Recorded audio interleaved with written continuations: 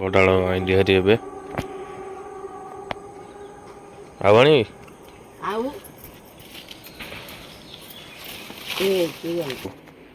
ଅଲଗା କରିକି ଏବେ ତୋରଣ ଲଗା ହେବ। ଆମର ସବୁ ଗୁରୁବାର ଲଗା ହୁଏ ଆଉ ବୋଉକୁ ଟିକେ ସାହାଯ୍ୟ ବି କରିଦେବା। ଯାଉଛି ଦେଖନ୍ତୁ ଏ ଆମ ମିନି ଷ୍ଟାଡ଼ିୟମ ଦୃଶ୍ୟ ଜୋରଦାର ଡେକୋରେଟିଭ ହେଇଛି। ଆଜି ଆଉ ଗୋଟେ ମ୍ୟାଚ୍ ବି ଅଛି। ହ୍ୟାଲୋ ଫ୍ରେଣ୍ଡ, ଜୟ ଜଗନ୍ନାଥ। ମୁଁ ସାଗର, ଆପଣଙ୍କୁ ମୋ ନୂଆ ବ୍ଲଗ୍କୁ ସ୍ୱାଗତ। ଆଶା କରୁଛି ଭଲ ଥିବେ ସମସ୍ତଙ୍କୁ ଶୁଭ ସକାଳ। ତ ଚାଲନ୍ତୁ ଆଜିର ଏ ବ୍ଲଗ୍ଟି ଏବେ ଆରମ୍ଭ କରିବା। ଭିଡ଼ିଓଟି ସ୍କିପ୍ କରିବେନି, ଶେଷ ପର୍ଯ୍ୟନ୍ତ ଦେଖିବା ଆଉ ଚ୍ୟାନେଲକୁ ନୂଆ ଆସିଥିଲେ ସବସ୍କ୍ରାଇବ୍ କରିଦେବେ। ତ ବହୁତ ସପୋର୍ଟ କରନ୍ତୁ ନୂଆ ଚ୍ୟାନେଲଟାକୁ ଆଗକୁ ଗ୍ରୋଥ୍ କରିବା ପାଇଁ। ତ ଚାଲନ୍ତୁ ଆଜିର ବ୍ଲଗ୍ ଆରମ୍ଭ କରିବା। ଏଇ ହେଉଛି ସାଙ୍ଗମାନେ ସକାଳର ଦୃଶ୍ୟ ଦେଖନ୍ତୁ। ପାଗ ସକାଳୁ ସକାଳୁ ବୋଉ ସବୁ ଧୁଆ ଧୁଇ କରିଦେଲାଣି।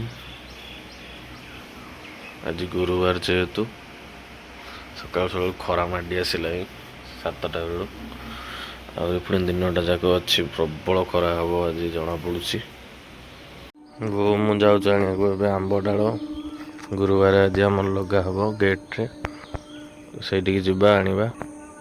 ଏତେ ସାରା ଆମ୍ବ ଡାଳ ଦେଖନ୍ତୁ ଏଇନେ ତୋଳିବା। ଆମ୍ବ ଡାଳ ଆଇଲି ହାରି ଏବେ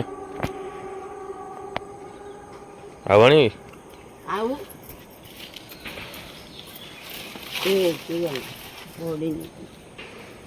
ତ ସାଙ୍ଗମାନେ ଆମ୍ବ ଡାଳ ଆଣିଲା ପରେ ଏବେ ମୁଁ ୟାକୁ ଅଲଗା କରିକି ଏବେ ତୋରଣ ଲଗା ହେବ। ଆମର ସବୁ ଗୁରୁବାର ଲଗା ହୁଏ ଆଉ ବୋଉକୁ ଟିକେ ସାହାଯ୍ୟ ବି କରିଦେବା।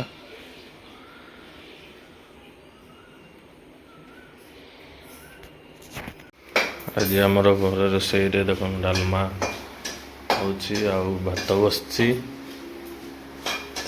ଭଜା ହେଇଗଲାଣି।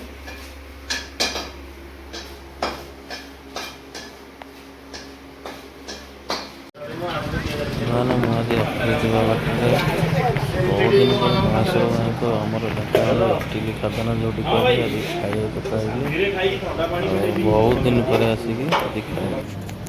ଏବେ ସାଙ୍ଗମାନେ ଅଫିସରେ ଖାଇବା ଟାଇମ୍ ହେଇଗଲା। ଆଉ ଆଜିର ଖାଇବା ତ ସକାଳେ ଆପଣ ଦେଖିଦେଲେ, ଭାତ ଡାଲମା ଆଉ ବାଇଗଣ ଟମାଟୋ ସେକା, ଝୁଡ଼ଙ୍ଗ ଆଳୁ ଭଜା ଆଉ ମିକ୍ସଚର ମିଶେଇକି ଦଳାଦଳି ପାଗଟା ହେବ। ଚାଲନ୍ତୁ ଖାଇଦେବା ଆଉ କ'ଣ କରିବା।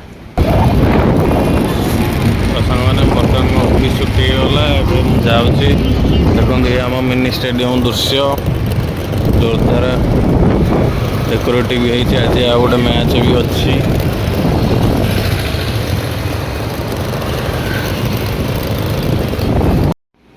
ସାଙ୍ଗମାନେ ମୁଁ ଅଫିସରେ ଆସିଲା ପରେ ବୋଉ ବସିକି ଦେଖୁଛନ୍ତି ସିରିଏଲ୍ ଚାଲିଛି ଆମ ଘରେ, ଦେଖୁଛନ୍ତି ବସିକି। ମୁଁ ଏବେ ଜଷ୍ଟ ପହଞ୍ଚିଲି ଆସିକି ଘରେ।